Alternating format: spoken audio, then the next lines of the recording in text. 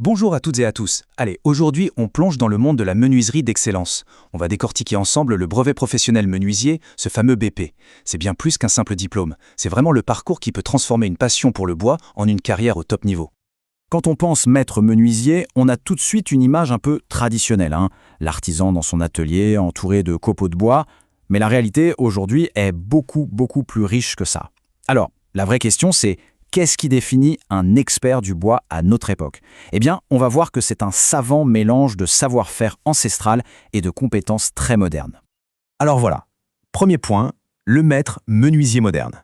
Il faut oublier l'idée du simple exécutant. Aujourd'hui, c'est un professionnel ultra qualifié, une véritable pièce maîtresse au cœur des projets de construction et d'aménagement. Donc ce BP menuisier, qu'est-ce que c'est concrètement? Attention, ce n'est pas juste un diplôme de plus sur un CV, c'est la reconnaissance officielle d'une double casquette. D'un côté, la maîtrise technique en atelier, la fabrication pure, et de l'autre, l'expertise sur le chantier, la pose. Et c'est justement cette polyvalence, cette capacité à maîtriser un projet de A à Z qui fait toute la force de cette qualification. Et avec ces doubles compétences, eh bien, le champ des possibles est immense. On sort complètement du cliché des portes et fenêtres. Là, on parle de concevoir et de réaliser une cuisine sur mesure, de restaurer les boiseries d'un monument historique, ou même d'agencer tout l'intérieur d'une boutique. C'est vraiment là que la créativité et la technique se rencontrent pour donner vie à des projets uniques. Bon, tout ça donne envie, mais concrètement, comment on y arrive? Quel est le chemin pour obtenir cette qualification? Voyons ça tout de suite. Alors, pour faire simple, il y a deux grandes portes d'entrée. La première, on a déjà un diplôme dans le secteur, un CAP par exemple. Dans ce cas, il faut ajouter 2 ans d'expérience professionnelle. La deuxième voie, on n'a pas de diplôme spécifique dans le bois, mais on a déjà pas mal d'expérience sur le terrain. Là, il faudra justifier de 5 ans de pratique. Donc que l'on vienne de l'école ou directement du métier, il y a une solution. Et attention à ce chiffre, 400. 400 heures. C'est le minimum de formation par an en centre pour un apprenti. C'est un volume important et c'est voulu. Ça garantit un équilibre parfait entre la théorie, les savoirs qu'on acquiert à l'école, et la pratique, l'expérience qu'on gagne en entreprise. C'est la clé pour vraiment maîtriser le métier sur le bout des doigts. Troisième partie, et là on entre dans le vif du sujet, la maîtrise de l'atelier. C'est ici vraiment que la magie opère. L'atelier, c'est un peu le laboratoire du menuisier, l'endroit où le bois brut commence sa transformation. L'activité principale en atelier, c'est bien sûr la fabrication. Ça veut dire quoi? Ça veut dire décortiquer un plan technique, choisir la bonne essence de bois, la travailler, que ce soit avec des machines traditionnelles ou des commandes numériques, puis assembler le tout au millimètre près, et enfin, appliquer le traitement ou la finition qui va tout sublimer. Du coup, les compétences qu'on y développe sont très concrètes.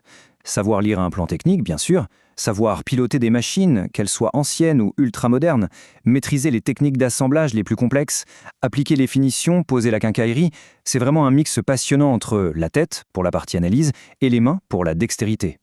Et ça, c'est un point absolument crucial de la formation, le chemin vers l'autonomie. Au début, on est guidé, on suit une méthode précise, sous la responsabilité d'un superviseur. Et petit à petit, l'objectif, c'est de devenir capable non seulement de faire le travail, mais de savoir pourquoi on le fait d'une certaine manière, et de pouvoir choisir la meilleure méthode. On passe d'exécutant à véritable maître de son art, avec la responsabilité qui va avec. Allez, on quitte maintenant le confort de l'atelier. Direction le chantier.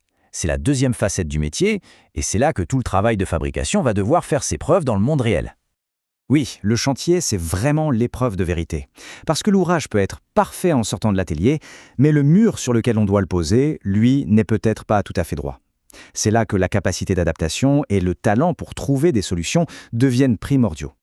Sur le chantier, rien n'est laissé au hasard. C'est une méthode très rigoureuse. D'abord, on sécurise la zone. Ensuite, on prépare les supports, les murs, les sols. Puis vient la pose de l'ouvrage, en s'assurant que tout est parfaitement fixé et étanche. On installe ensuite les vitrages, les équipements, les accessoires. Et bien sûr, on termine par un contrôle qualité, les dernières finitions, et on laisse le chantier nickel. La propreté, ça fait aussi partie du travail bien fait. Et toute cette expertise, elle s'applique à quoi? Eh bien, à tout ça. Côté extérieur, on va retrouver les portes d'entrée, les fenêtres, les façades en bois, les volets. Et à l'intérieur, ça va de l'escalier, qui est souvent la pièce maîtresse d'une maison, aux cloisons, en passant par des agencements complets de cuisine, de salle de bain ou des dressings sur mesure. Le spectre est incroyablement large. Ok, le diplôme est obtenu. Et après? C'est là que l'aventure commence vraiment. On va voir comment on peut construire sa carrière avec ce précieux sésame. Officiellement, plusieurs appellations sont possibles. Menuisier, bien sûr, mais aussi compagnon professionnel ou menuisier agenceur qualifié. Dans tous les cas, ces titres ne sont pas juste des mots, ils confirment un statut d'expert reconnu dans la profession. La trajectoire de carrière est assez logique et motivante. Au début, on intègre une équipe, on continue de se perfectionner. Très vite, après quelques années, on peut devenir autonome et gérer ses propres chantiers de A à Z. L'étape d'après, chef d'équipe pour encadrer et transmettre son savoir. Et pour les plus ambitieux, la suite logique, c'est de monter sa propre boîte ou de reprendre d'une entreprise. Tout devient possible. Finalement, si on devait tout résumer en une phrase, ce serait celle-ci, qui vient tout droit du référentiel officiel du diplôme: devenir un professionnel hautement qualifié de la menuiserie et de l'agencement. Voilà, tout est dit, l'objectif c'est de former l'élite de la profession, tout simplement. Du coup, la vraie question à la fin, ce n'est plus de savoir comment faire, mais de choisir quoi faire. Avec un tel niveau de compétence, quel projet va-t-on imaginer? Quel sera le prochain chef-d'œuvre à sortir de l'atelier? Pour un artisan qui maîtrise son art à ce point, la seule limite finalement, c'est celle de l'imagination.